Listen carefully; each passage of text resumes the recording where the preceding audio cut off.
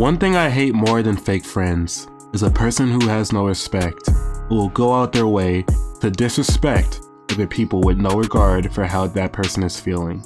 Today, I'm going to talk about my experience and how I deal with people who disrespect me, specifically in my real life. Let's talk about it. See, when you walk into a room, and I have to constantly learn this too, you always need to set the tone that you're a fun, cool person to hang around with.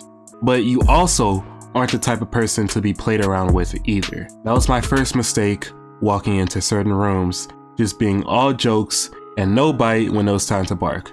But also, knowing me, I had the patience to tolerate certain things that people were throwing at me because I didn't see them as worth my time or energy to actually address the disrespect that was happening towards me. However, this was only because everything people tried to do to disrespect me was minor. But over time, the disrespect kept growing and getting worse and worse, and even got physical at one point when I got something snatched out of my hands as I was using the said thing. When people started hammering down on me like I was some sort of child, and then treating me and talking to me as I was some sort of child, and eventually when I started getting people spreading crazy rumors about me, saying I was something I wasn't, when you disrespect me to levels of that magnitude, you make me start to lose my cool, and then make me come after you because I have to, because that isn't something you can just ignore. You gotta do something about it, or people are just gonna continue with it, seeing you as an easy target to pick on. My conclusion is to have the patience enough to not focus on every single little thing people do to get you mad,